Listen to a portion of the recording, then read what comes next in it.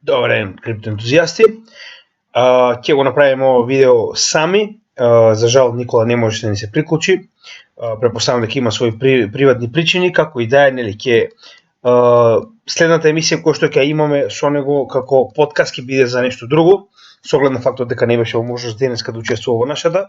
Така да ќе преминеме на она што беа прашањата од самата група на полот во Криптовалути Македонија, каде што двете главни прашања беа прво за Ethereum. Значи практично треба да објасниме што е ENS, односно Ethereum Name Service и самиот сервер кој што го поседуваат околу тоа, како и нели која е неговата предност, кои се неговите карактеристики, што можеме од истиот да добиеме, како и самиот Lightning Network на Биткоин и зошто истиот толку битен. Така да, значи ќе ги објасниме овие две теми, со тоа што ќе одиме постепено. Прво ќе разговараме за Ethereum Name Service, па потоа ќе продолжиме со самиот Lightning Network. Двете теми се доста битни, двете теми се доста на некој начин, значи криптовалутите, посебно овие две, значи Ethereum и Bitcoin, се едни од најдобрите, да речем, апдејти или карактеристики кои што ги имаат во сопствениот блокчейн. Значи ќе се обидеме да објасниме малку повеќе за тоа. Затоа што не заборавајте дека јас за жал не сум програмер уште еднаш и некои од овие поими кои што ќе користам можеби не се на место. Идејата е да добиете генерално знаење за тоа што двете представуваат, кои се нивните бенефити и како изгледа да се користат во денешниот криптосвет, како и на генерално на интернет. Со тоа што првиот е генерално поврзан со самиот интернет.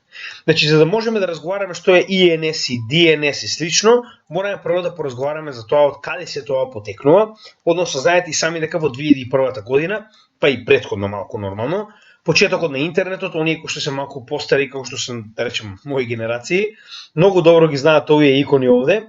Повеќето од нив се многу променети во денешно време, но јас, на пример, точно се сеќавам на Internet Explorer, кој што во денешно време, да речем, по новите генерации дури не знаат ни што е.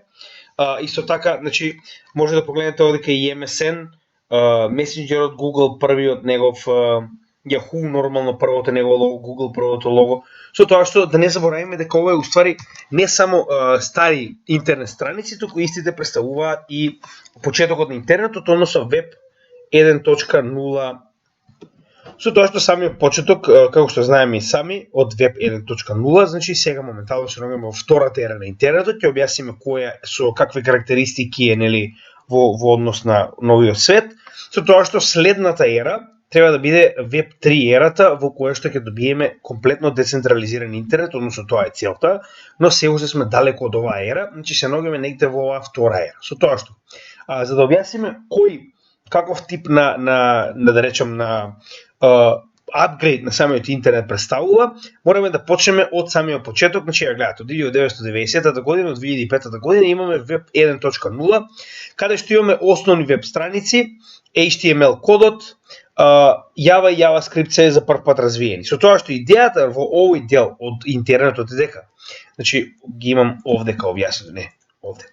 Значи, почетокот на Web 1.0, јас искрено се сеќавам, значи бил, да речем, барем на крајот од овој дел, малку дел од самиот интернет, каде што самите страни кои што постоја не беа интерактивни, туку представува своевидно весник на интернет. Значи, вие имате опција да гледате, имате опција да читате, но не и да правите било каков тип на интеракција, освен да ги читате информациите кои што се поставени на ваков тип на, да речем, веб страна. Со тоа што дополнително на сето ова не секој може тоа да си го дозволи, стануваше збор за, да речеме, најголемите играчи, најголемите корпорации, оние кои што навистина имаат пари тоа да го направат. Значи останатите за жал единствено што може да направат, дури не сите и тоа, е да ги погледнат овие страни и да, нели, да прочитаат, да речем, на некој начин да добијат нови информации. Така да интеракцијата со интернетот во овој дел, во самиот почеток од 2005 година е скоро непостоечка. Со тоа што, пак ќе кажам, значи не заборавајте дека ова е самиот почеток. Значи во тој период не само што ова е многу почетна фаза, немој да заборавиме и дека многу од луѓето и не поседуваа компјутери кои што би можеле да ви дозволат на некој начин да ги погледнете овие веб страни. Па и ако поседуваа компјутери немаа интернет. Па и ако има интернет, истите беа на dial-up интернет кој што ја блокира телефонската линија и со, не знам, 90 килобајти во секунда и отварате страна 40 минути. Така да не го заборавајте тоа, че ова е самиот почеток на интернетот и затоа да речам истиот е со толку мал капацитет. Додека Web 2.0 или Web 2.0 ни представува моменталниот период на интернетот кој што го живееме. Во оваа ситуација, нели, познати ви се поголемиот дел од овие логоа, затоа што јас верувам дека без разлика на вашата возраст, барем 50% од овие логоа ги користите на дневна база. Значи да бидеме реални. Со тоа што во Web 2.0, значи разликата е во тоа што конечно почна да се случува групирање. Значи од 2006 година па до денешниот ден станува збор за многу поинтерактивен интернет, во кој што, значи доколку погледнеме кои се разликите, значи во Web 2.0, значи прво она што мораме да го заклучиме кој што е најбитната карактеристика е тоа што овој интернет е приватно поседуван. Значи вие не поседувате тоа што го правите на интернет, туку го поседува оној кој што поседува апликацијата или страната на која што работите. Значи да, ова е исто така и период во кој што, значи прво го добивме најголемиот бум во кој што поголемиот дел од светот фактички се запозна детално со интернет, почна да го користи и да не заборавиме една од најбитните работи за овој период е social media, односно социјалните медиуми. Поголемиот дел вас ви се познати како што е YouTube, Facebook, Instagram, што и да е. Значи сите овие големи групации каде што луѓето почнаа да се групира и вршат интеракција едни со други. Значи на некој начин Web 2.0 е главната причина поради која што интернетот е толку како да кажам, глобално прифатен. Плюс на сето тоа, кога ќе ги додадете и, да речам, модерните телефони, во кои што Android и Apple, самите нивни софтвери фактички поддржуваат своевидно работење како да сте на компјутер, значи имате масовно прифаќање на интернет и на Web 2.0 генерално како интернет, со тоа што да не забораваме уште еднаш, значи разликата, клучната разлика помеѓу тоа што го имаме сега и тоа што се обидуваме да го добиеме е она што вие го градите на интернет не е ваше. Прост пример, ако имате YouTube канал како што е и мојов, на пример, јас можам да го имам овој канал додека мене YouTube ми дозволува. Поради било која причина, ако YouTube ми го укине каналот, јас едноставно престанувам така речено да постојам со мојот, да речем, Web 2.0 профил. Значи, не е само тоа, туку сите овие социјални мрежи, сите овие блогери, без разлика дали е подкастинг, дали е што и да е, постојат на нечија платформа, на нечи туѓ фактички имот, со тоа што се додека истите, да речем, се прифатливи, значи имаат право на некој начин не да го поседуваат, туку да креираат нов контент, нова содржина. Додека за разлика од тоа, следниот период, оно што очекуваме дека ќе бидеме наскоро, значи чисто ги погледнеме карактеристиките, значи само да видам да нешто сум промашил. Значи, рековме social media, значи почна ова групирање по платформи, значи user generated content, значи вие фактички Web 2.0 ви дозволува да креирате контент, ви дозволува да правите видеа, да правите, не знам, подкасти, музика, што и да е. Но тоа не е ваше, значи тоа е аплодирано на нечи портал, така речено. Mobile access, како што рековме, тоа се мобилните телефони кои што нели своевремено уште толку го модернизираат целиот овој пристап до оваков тип на интернет. Значи повторно, ова е интернет, значи ова е главниот, како да кажем, главната слика на самиот интернет во кој сегмент моментално се наоѓаме на неговиот развој. Апликации, нормално, повеќе од познато ви е, како и самите high quality камера и видео, значи ако споредите од првите телефони кои што ги имавме, не знам, оние компании кои што веќе не ни постојат, како не знам, Ericsson, Siemens и слично, че може да видите дека моментално сме доста поразвиени во тој сегмент. Значи, corporation monetizing your data, тоа е еден од главните проблеми со кои што се соочуваме моментално во интернетот, а тоа е дека сето, значи како велат, ако не знаете што е продуктот во она што ви го нудат, тоа значи дека вие сте продуктот. Најчесто се случува во ситуација во која што вие не плаќате ништо, а добивате нешто за возрат, дека вие сте уствари продуктот. Тоа што ви го дале уствари да ве намамат за вие да станете нечiji продукт. Односно, овие податоци кои што ние постојано ги внесуваме за тоа каде сме, што сакаме, што правиме, кои се нашите хоби, професија, каде живееме и слично, се уствари податоци кои што големите корпорации ги користат со цел да профитираат од нас. Зошто е тоа така? Значи, ако Facebook ги земе вашите преференции и ги преработи, ќе види точно кој е вашето хоби во превод. Ако Facebook го направи тоа, да речеме дека вие, не знам, имате хоби да играте кошарка, да речеме, така. Значи, он тоа постојано гледа каков тип на линкови отварате, гледа што уствари вие правите точно и на тој начин фактички он може да направи посебен таргет на вас фактички, со тоа што сите реклами кои што вие ќе ги гледате, целиот контент кој што вие ќе го гледате, ќе биде базиран на тоа што е ваша преференца, односно тоа што вие го сакате. Така да на тој начин корпорациите фактички вас својствено ги купуваат податоците за вас и потоа ги користат против вас со цел да ви пласираат тоа што они сакаат да ви го продадат. Така. High Speed Communication, мислам дека тоа е многу повеќе јасно, и Global Internet Access, значи тоа е она што се вели дека овдека сме имале јадници луѓе кои што биле пристапни до интернетот, овдека сме имале милиони, за Web3 да не донесе до трилиони, тоа што моментално се очекува, или билиони, ајде така речено, зависи како сакате да кажете, значи ќе речеме билиони. Значи идејата е дека од приватно поседуван интернет треба да се придвижиме кон она што моментално представува, како да речем, најдемократска верзија на самиот интернет, во која што вие фактички она што го креирате е ваше. Значи затоа и е битен блокчейн технологијата. Значи креирањето на NFT, креирањето на или поседувањето на, да речем, криптовалути или што и да е од делот на Web3. Сите тие работи се исклучиво битни со цел вие да ги поседувате. Значи се оди од тоа да се премести интернет генерално, значи и користењето на интернет од овие социјални медиуми кон ситуација во која што социјалните медиуми се само нешто во позадина, значи нешто што можеби нема ни да биде познато. Во превод, вие ако бидете, да речем, на, пример да земеме, било каков тип на метаверс, ако влезете на Decentraland, значи Decentraland нигде нема реклама за Decentraland, не е, например, како Facebook. Вие ако влезете на Facebook, сега да гледате лого на Facebook, сега да гледате име на Facebook, се е Facebook.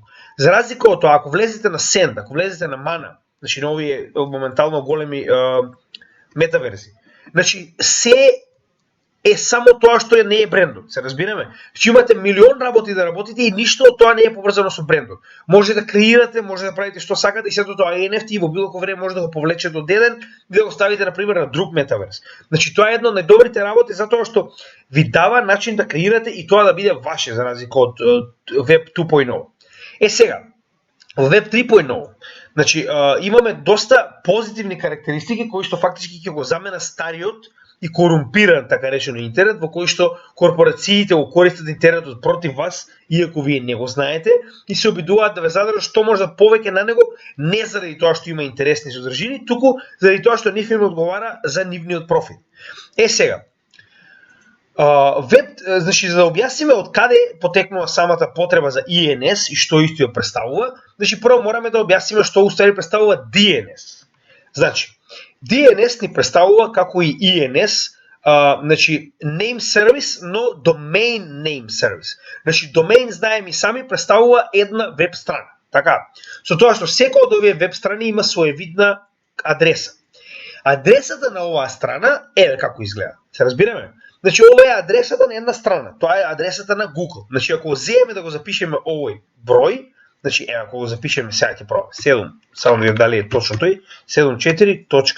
Ќе го препишеме истиот број да видиме дали е тоа така. 125.68 125.68 и последниот дел е .102. .102. Значи ако влеземе, треба да однесе на Google, да. Гледате и сами. Значи, тоа е фактички адресата која што ја има еден домейн, односно една страна, која што е запишена на овој domain name service, односно тоа е сервер на кој што вие имате запишено, значи адресите на сите веб страни се запишани на овој основен сервер. Значи да не забораваме дека овој сервер е премногу едноставен и не може никако да биде надграден, значи направен е да биде таков едноставен за да може едноставно и да се користи. Неговата единствена цел е овие адреси да ги замени со соодветни домейн имиња, кои што се фактички запишени на веб серверот. Значи, преку DNS фактички вие го заменувате бројот со одредено име кое што го препознава веб серверот и кога ќе напишете google.com, веб серверот ја наоѓа адресата и ве носи на страната на Google преку DNS сервер. Така. Значи на DNS серверот е запишено која е оваа адреса, односно кое име кореспондира со која адреса и на тој начин кога вие ќе го напишете тоа во еден браузер, преку веб серверот ја наоѓа по името која е неговата адреса и вас ви го враќа тоа назад како страна на која што вие фактички ќе се логирате. Значи основната работа на INS е да го замени ова и да го замени овој DNS сервер со блокчейн технологија, затоа што DNS серверот е крајно, значи како да кажам, непрактичен. Станува збор за сервер кој што е приватно поседуван и се базира на една така речена компанија која што го поседува ова како услуга. Во превод, имате неколку провайдери на домеини, преку кои што мора да купите соодветен домеин, и таквиот домеин може да го користите се додека плаќате за него. Значи, оние кои што правеле хостинг на страна, знаат точно што зборувам, оние кои што не, сега повторно, значи, ја знам дека е малку сложено, но идејата ќе го кажам повторно, вас ви е многу едноставна.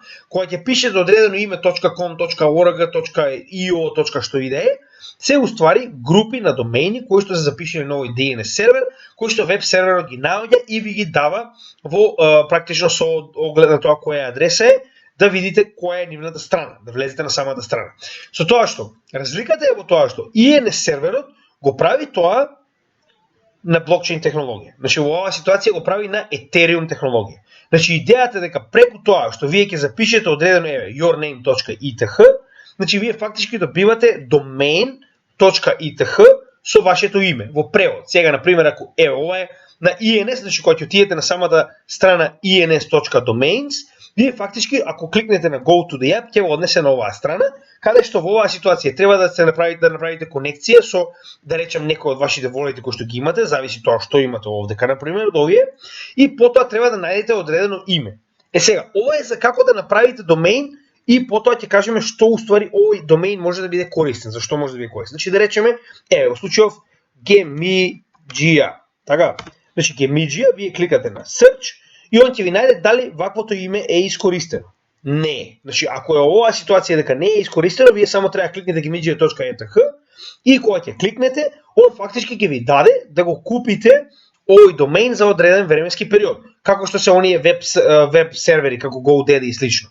Сега. Значи, за една година јас треба да платам 0,04 Ethereum заедно со фи од 0,05. Значи, вкупно треба да платам $11 ако би сакал да го користаме gemigia.eth. Сега, ја можам да користам ова за многу различни опции, но прво мора да објасниме што е и како се прави. Значи, вака се прави. Од оваа ситуација, доколку вие сакате да го направите тоа, конектирате собствено волет да може да платите за ова, и од кој ќе го направите ова, вие фактички понатаму треба да следите уште неколку чекори, каде што треба да го регистрирате вашиот значи INS domain.eth на она што сакате да го користите. Дали е тоа wallet, дали е страна, дали е, не знам, профил. Ќе видите, има многу работи за кои што може да се користи. Иако ова е само почеток. Значи, ова е уствари со цел да се даде соодветен, значи разликата што е, прост пример.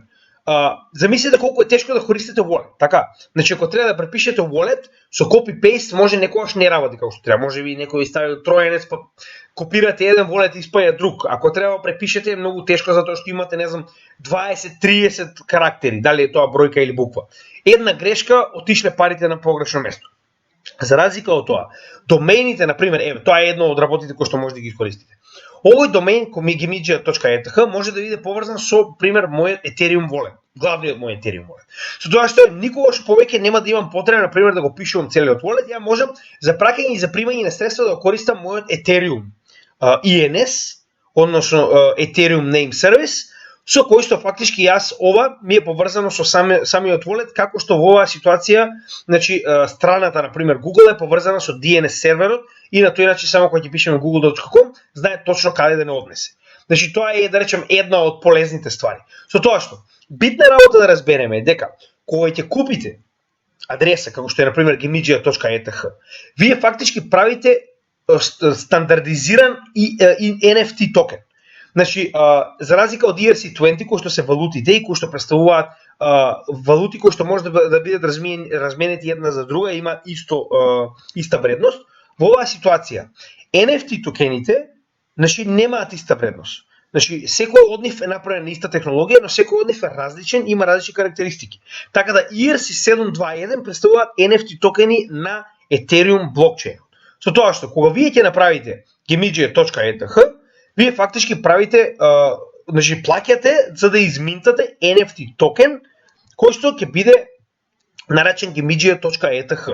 Со тоа што имаме многу различни фактички да речам корисни моменти кои што можеме да користиме истиот, нели, домеин. не е домен, фактички е Ethereum name server, така, сервис. Сега, ќе објасниме како тоа изгледа. Значи, слично на ово што го видовме овде, слично на DNS серверот и веб серверот, и во оваа ситуација Ethereum поседува значи ENS регистри, што уствари е, само да го повлечеме едно од друго, за да може да објасниме. Значи, принципот е ист. По превод. Значи, вие имате DNS сервер кој што ги поседува сите адреси и сите имиња на тие адреси. Каде што вашиот, фактички тоа е на блокчейнот запишан сервер, во кој што сите овие адреси, да речем вашиот Ethereum wallet, е запишан во противвредност и ја има истата адреса, односно пример gimidžija.eth. Со тоа што, во истата ситуација, значи, разликата е во тоа што овдека може да биде запишан само како адреса каде се наоѓа веб страна. Додека овдека може да биде искористен за многу различни работи. Гледате, значи MetaMask wallet, основен Ethereum wallet. Сега овдека на пример се некои други кои што јас искрено не ги знам. Како и да е. Идејата е во тоа што во овој регистар се запишени сите овие различни корисни да речем линкови до кои што може да доведе вашиот gimidžija.eth, затоа што може да биде користен за различни цели. Со тоа што веб серверот кој што ствари служи за да поднесе за да прати и да прими фактички да речем информации до самиот DNS сервер, овдека е заменет со резолвери. Со тоа што во однос на тоа за што го користите вие, овие резолвери се така речено artificial intelligence, односно вештачка интелигенција која што треба да најде во каква практично во која улога фактички вие користите gimidžija.eth. Зошто го велам тоа? Значи, имаме неколку, овдека се да речем 9 највеќе користени да речем начини на Ethereum name серверот, name сервисот. Значи, првенствено ќе погледнеме, иако не е извинете што мора да ја покажам Парис Хилтон, за жал, но е прост пример. Парис Хилтон, например, го користи parishilton.eth со цел да има свој профил. Така, и сега кога ќе напишеме, например, овдека, извинете за примерот што ќе стварно се извинувам, parishilton.eth, треба фактички да ни даде нејзин профил. Мислам дека не ме збишу. Значи сега ќе видиме дали точно сме го направиле тоа. Иако ова не сум го користел, морам да признаам, значи за некои од овие работи морам јас самиот по себе нели да учам кога ги правам, затоа што имам некои информации, некои ми фалат, така да како што кажав и сам, значи ние фактички како гледате, значи parishilton.eth кога ќе напишете, отвара нејзин профил, кој што е уствари своевиден NFT токен запишан како нејзина корисност на фактички Ethereum блокчейн.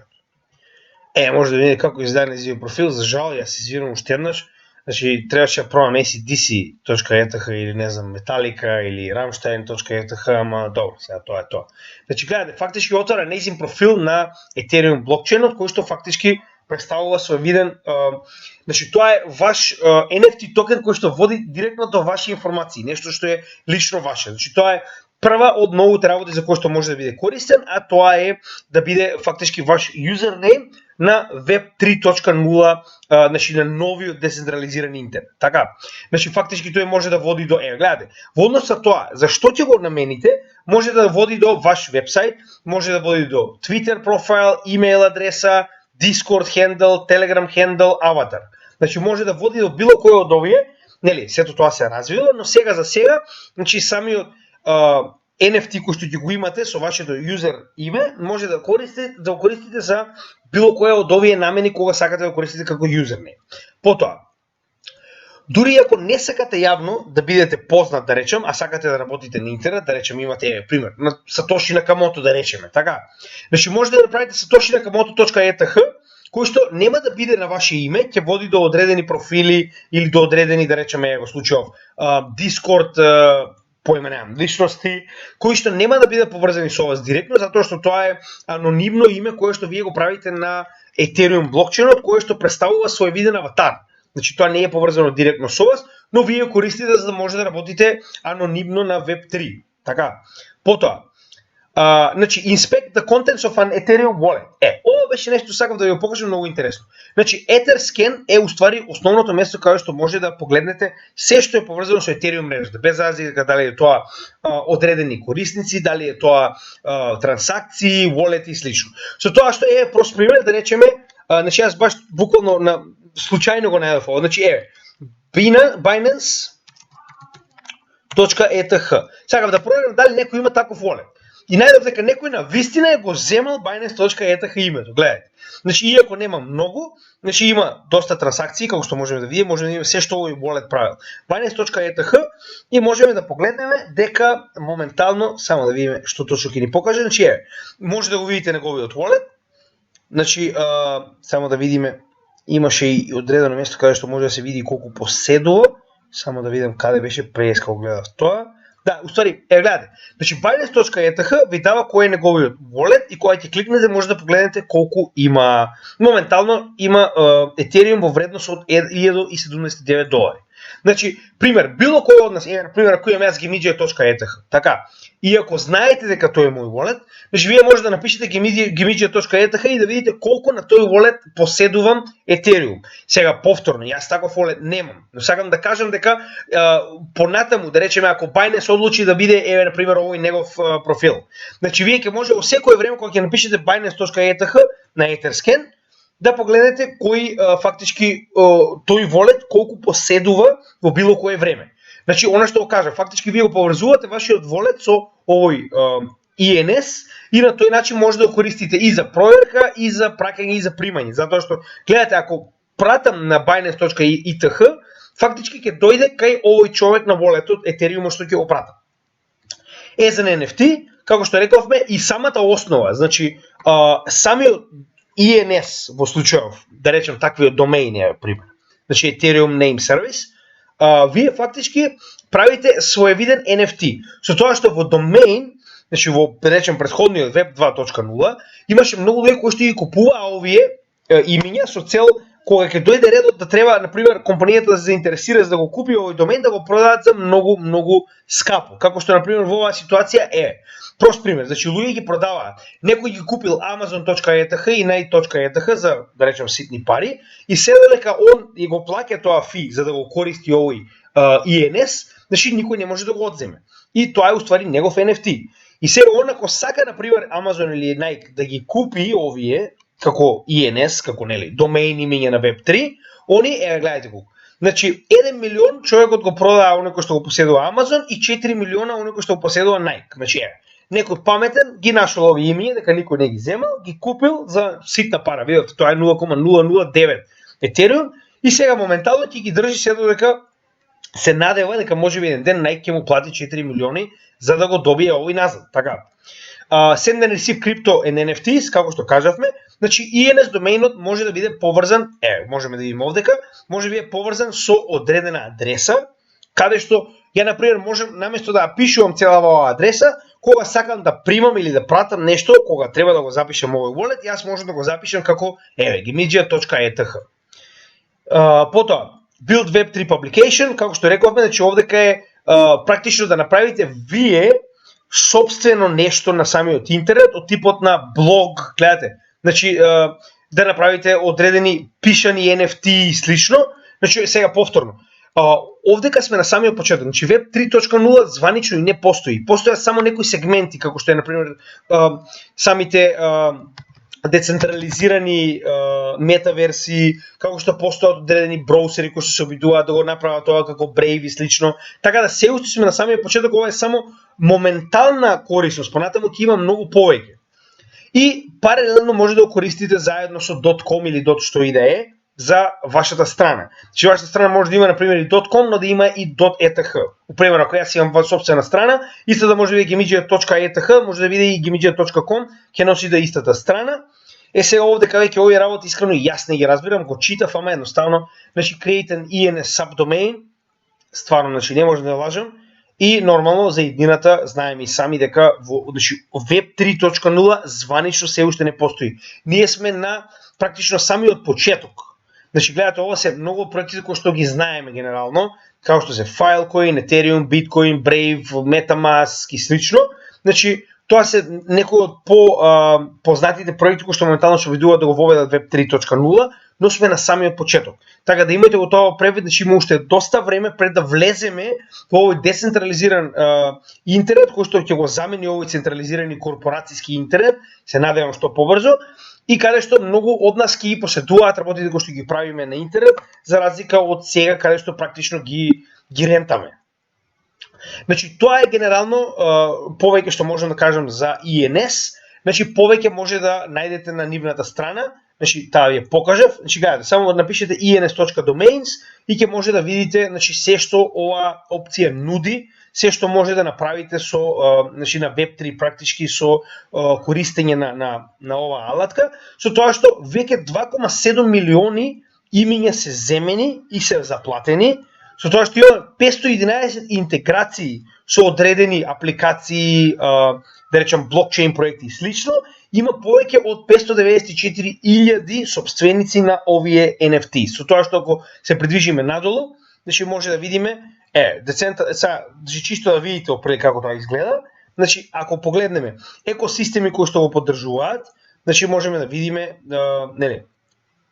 Интересно е што овдека буквално сите се запишани оние кои што како екосистем, како поголеми проекти работат со него, доколку отидеме надолу, можеме да видиме кои апликации го поддржуваат, значи на кои апликации може да видите користи, значи е OpenSea, Etherscan, Normal, Uniswap, каде што нели децентрализирана менувачница.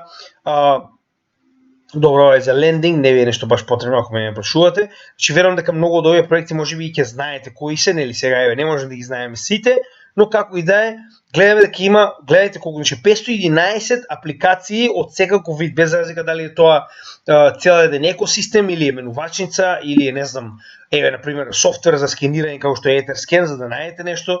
Значи сите овие места фактички може да го користите вашиот .it домеин, така речено. Значи сега ова е за конкретни апликации, а додека се придвижите надолу имаше уште нешто, сега кога сме овде, да, и броусери.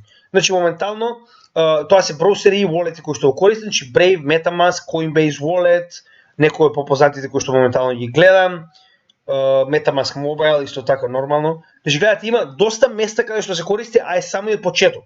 Така да пак ќе кажам, ова е нешто што топрва ќе се развива. Сега, следно за кое што ќе разговараме е Lightning Network на Bitcoin, која што е една од моментално најголемиот апгрейд кој што се случил на Ethereum мрежа, на Bitcoin мрежата и кој што како таков е да речам го прави Bitcoin да биде по корисност фактички и по перформанси многу блиску до моменталните најдобри проекти, ако не и многу подобар од нив.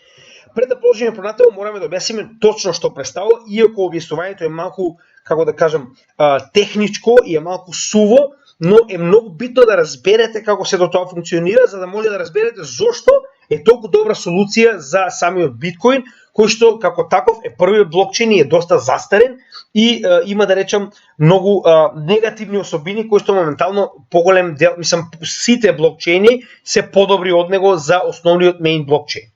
Затоа што првенствено формирање на секој блок е 10 минути. Што значи дека на секој 10 минути се формира нов блок и ако вие сте запишале сега трансакција, треба да чекате минимум 10 минути пред да биде запишан следен блок и вашата транзакција да биде ставена на основниот блокчейн и да биде нели фактички процесирана. Со тоа што да не забораваме дека вие сте во ред на чекање, затоа што значи самиот блокчейн на Биткоин може да запишува само 7 трансакции во секунда. Значи за разлика од оние огромни бројки кои што ги имаме, ако можеме да споредиме прост пример, каде што значи пример запишува 65.000 трансакции во секунда Solana, исто како Visa и Mastercard 65.000 трансакции. Значи за разлика од тоа, основниот биткоин има многу бавна брзина, многу бавна. Значи е еден од најдецентрализираните, е еден од да речем сигурните, но за разлика од тоа е еден од најбавниот, официјално е најбавниот блокчейн. Нормално очекувано затоа што е првиот блокчейн. Но генерално биткоин нема никаков проблем со тоа затоа што генерално биткоин не се користи за секојдневни трансакции, што значи не правите вие секојдневни трансакции во биткоин. Она што постојано луѓето го вика, никој не купува кафе со биткоин. Иако моментално ќе користиме еден, да речем, овој пример кој што и самите девелопери на Lightning Network го користеа, со цел да го објаснат на пошироката јавност, но генерално битно е тоа да се разбере дека за да користите меин чейнот, односно да користите запишување трансакции на основниот блокчейн, прво плаќате голем фи. Затоа што мајнерите, како што знаете и сами, плаќаат огромни сметки за струја, така да фито мора да биде својствено високо за истите да биде профитабилни. Така, сега. Значи, идејата на Lightning Network е фактички значи, овие дизајнери, да речеме и програмери, се обидуваат да најдат начин како да го заобиколат овој бавен main блокчейн и да направат паралелен чейн на кој што ќе се запишуваат сите овие трансакции пред конечно да бидат во еден момент запишени во еден блок.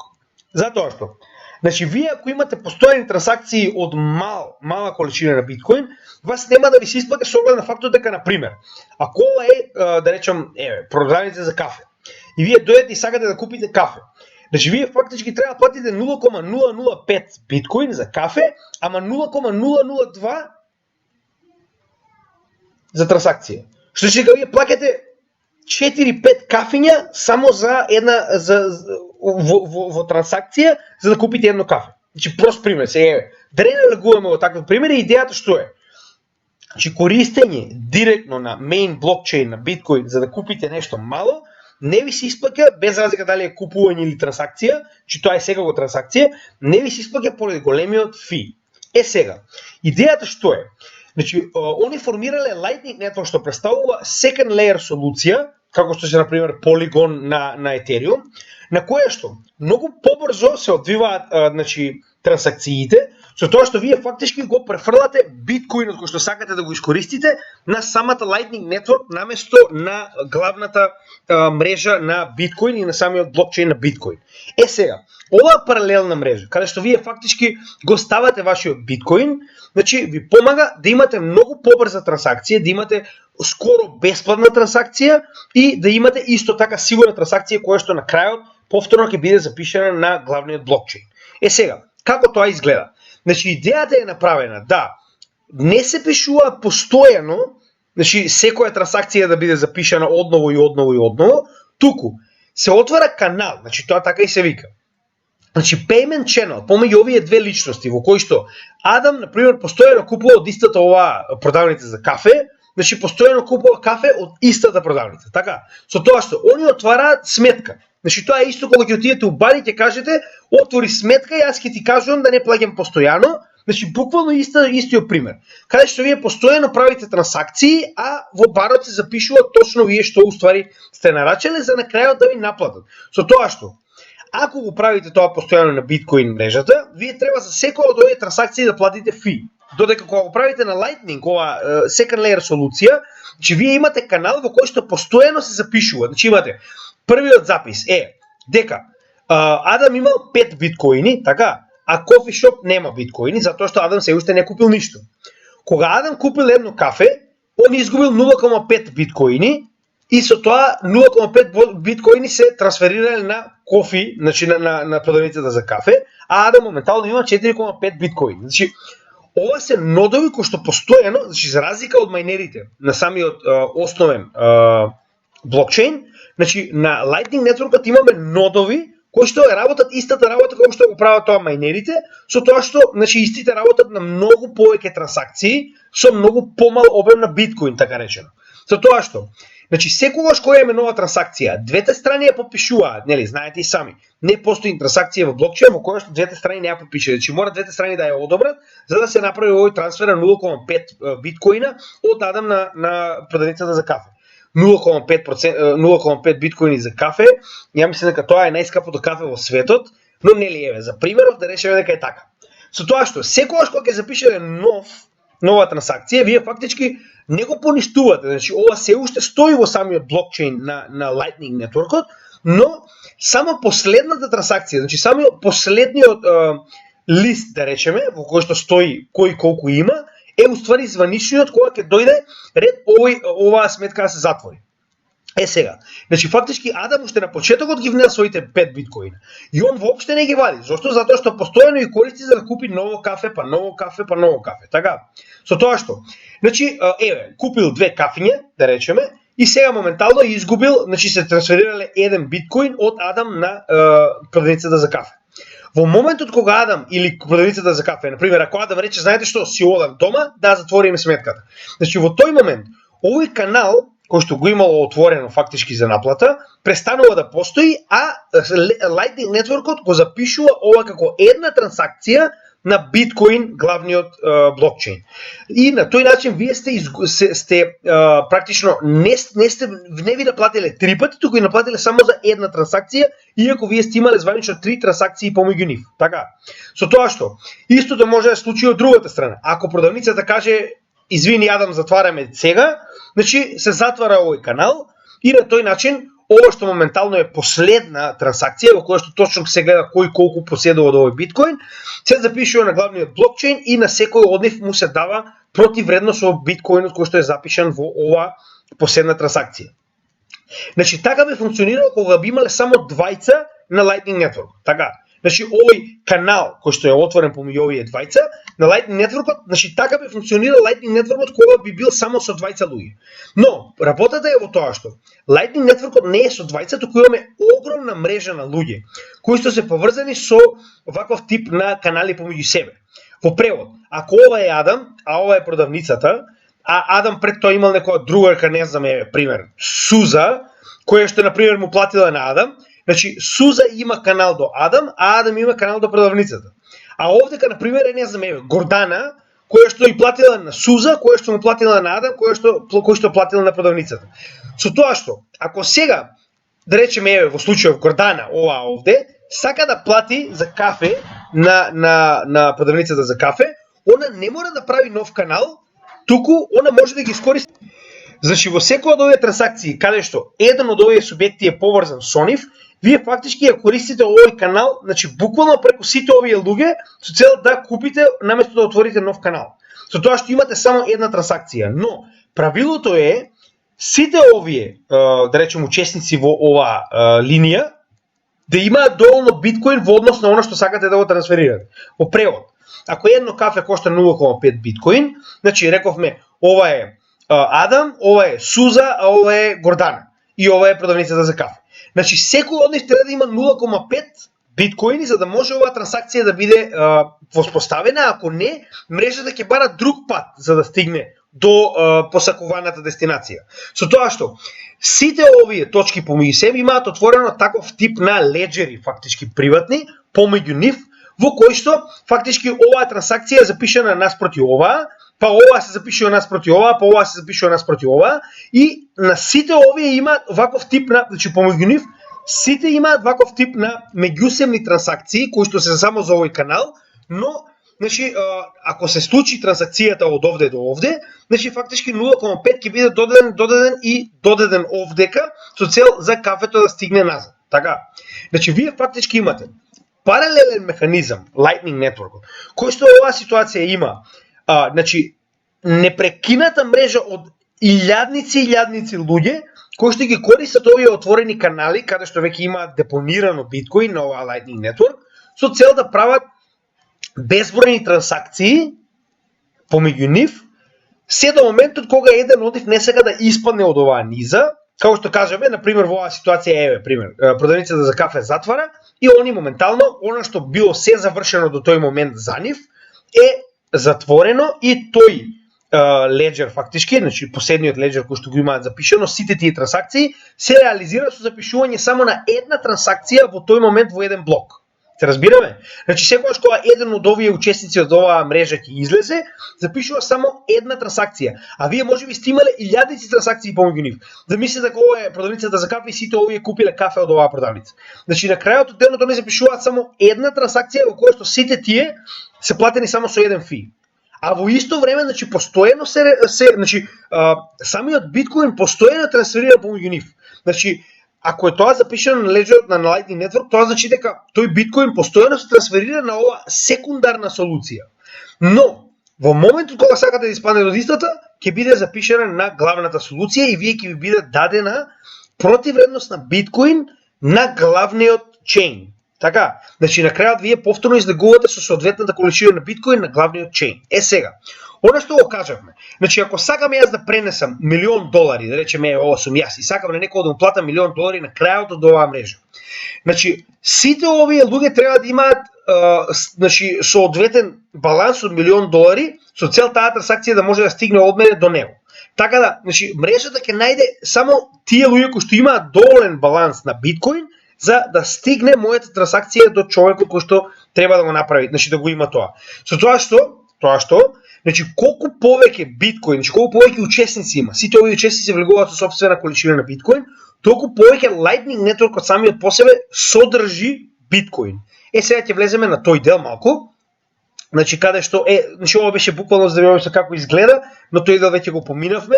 Значи сега ќе покажеме на овој дел. Значи моментално Lightning Network со оваа конфигурација која што има, се уште не е доволно развиен.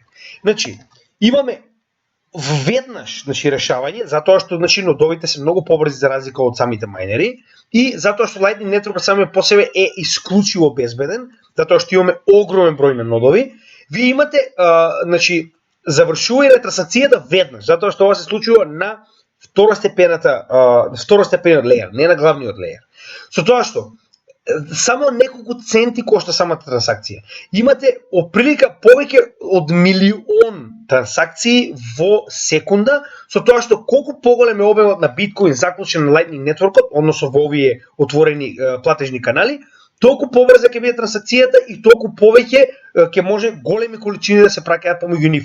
Со тоа што истиот има многу добра сигурност. Значи тоа е за разлика од да речем најдобрите претенденти на пазарот. Сега, зошто е тоа така? Значи она што го разговаравме. Капацитетот на каналот секогаш зависи од тоа колку биткоин има влезено. Така? Со тоа што исто на тој начин зависи и колку можеме да пратиме. Односно она што го разговаравме, дека сите овие канали кои што ги гледаме овдека треба да имаат истата таа количина на биткоин со цел ако јас праќам пример 1 милион во биткоин да може да стигне до оваа страна. Тоа е она што се обидуваат овдека да го објаснат. Истото е и кога примате. Значи и кога примате, сите тие канали пред вас треба да имаат истата оваа количина за да може вие да ја добиете преку Lightning Network. Со тоа што Lightning Network без разлика што моментално сме во длабок bear market, значи без разлика. Од моментот кога што истиот е значи уште од 2018 година, гледајте го напредокот. Значи моментално има повеќе од 5000 биткоини заклучени на Lightning Network. Со тоа што овие 5000, значи овдека може во било кое време да гледате што се случува со него, значи 1.ml.com. Значи 1ml.com е уствари званичната страна на која што може да видите што се случува со Lightning Network, односно ви дава во живо статистика да видите што се случува моментално. Значи имаме скоро 16.000 нодови. 16.000 нодови кои што ја гарантираат сигурноста на Lightning Network како второстепена солуција на биткоин блокчейнот. Имате 75.000 отворени канали, тоа се отворени моментално канали низ кои што постојано течат трансакции на биткоин. Имате 5050 биткоини заклучени моментално во мрежата, тоа се 85 милиони заклучени во мрежата за овие трансакции. Тоа се поради тоа што некој ги ставил и постојано ги користи. Сега, овдека може да видите и уште многу повеќе, нели, да речам, главно имате еден куп статистика. Идејата што сакам да ви ја покажам, ќе напоменам уште еднаш, е тоа дека моментално Lightning Networkот расте. Значи гледате, нема ниту еден момент каде што има без разлика дали сме во bear market. Значи Lightning Networkот и постојано расте и тоа ќе донесе до нови апгреди, ќе донесе до нова брзина, до уште поголеми количини кои што може да бидат транспортирани преку Lightning Networkот до главниот блокчейн на крај кога еден од овие канали на пример е затворен. И за оние кои што на пример размислуваат можеби да имаат нод на Lightning Network, значи ова се спецификациите, можете да го погледнете ова на Bitfinex, значи Bitfinex има свој така речено пул кој што значи може фактички да оперирате на Bitfinex мрежата, значи ако отворите на Bitfinex и пишете Lightning Nodes, ќе ви даде целосен гајд како може да направите собствен нод. Значи јас не сум заинтересиран сега за тоа, потребно ми е простор за да можам да го отворам делот со мајнингот кој што јас сум заинтересиран да го направам, но за тоа морам прво да имам собствена просторија, собствена куќа. Нешто што работам моментално. Како и да е. Значи ова се основните перформанси кои што ви се потребни за одреден значи компјутер да може да биде Lightning node, со тоа што добивате сатоши за секоја од овие трансакции слично на било кој друг тип на нодови, каде што дел од фито кој што се наплати го добивате вие, затоа што сте ја одобриле, односно сте ја процесирале оваа трансакција.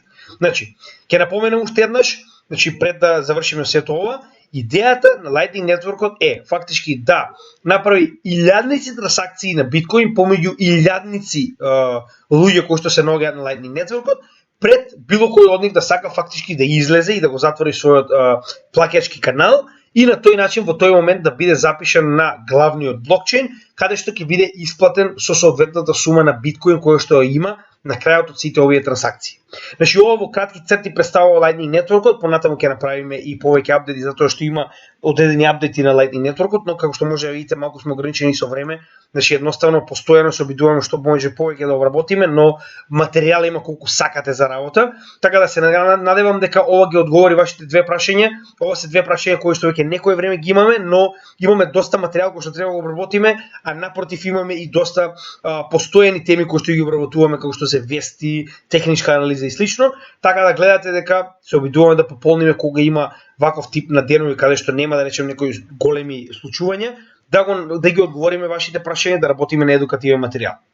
Се надевам дека ова беше одговор на вашите прашања, се надевам дека беше задоволителен, иако повторно јас ќе напоменам дека јас немам соодветни знаења за да можам да навлезам во програмскиот дел на сето ова. Јас имам соодветни знаења од економски, да речем перспективи на сето ова, но нормално гледате дека се обидувам и технички колку што можам повеќе да го приближам до вас. Така да ќе се извинам уште еднаш ако сум имал некои технички недостатоци во она што го објаснувам или можеби сум користел некои погрешни поими, така да се надевам дека ќе ми простите за тоа. Како и секогаш би побарал уште еднаш ако може да ми пруžите мала поддршка, односно споделете го овој материјал, гледате дека се трудиме упорно и напорно да обезбедиме што можеме повеќе материјал на македонски јазик, затоа што и македонците во светот заслужуваат да бидат рамо до рамо со сите други држави, кога станува збор за и во оваа ситуација Web 3, кој што доаѓа многу брзо, така да во оваа ситуација ќе напоменам уште еднаш, јас единствено што барам од вас е мала поддршка од типот на да го споделите мојот материјал со сите оние кои што сакаат да научат за крипто. И нели, нека одлучат сами како и вие дали ви се допаѓа било каков тип на лайк, шер, следете и нашите социјални мрежи, како и секогаш, значи погледнете и нашите шортс. На дневно ниво се обидуваме да дадеме оприлика распоред за тоа што следно ќе работиме, затоа што гледате дека крипто секторот самиот по себе е доста динамичен и мораме да се прилагодуваме затоа што некогаш има соодветни вести кои што мора веднаш да стигнат до вас, така да кога имаме просто работиме едукативно, кога имаме одредени случувања работиме на информирање на нашата јавност. Работиме за македонскиот народ и работиме за нашата заедница и се надеваме дека ќе помогнеме како заедница многу добро да се поставиме во следниот bull market. Тоа е основната цел на нашиот канал и се надевам дека ќе ја постигнеме и вие како заедница ни помагате многу со тоа што дури и барањето на теми за да ги обработиме е голема помош на каналот со цел да знаеме што точно вас ви интересира и зашто сакате да научите повеќе. Така да продолжите и понатаму и како заедница мислам дека ќе направиме многу повеќе од сам по сам. Уште еднаш ви благодарам на поддршката, имајте добар ден и се најдобро до следната епизода на Крипто Гемиџија.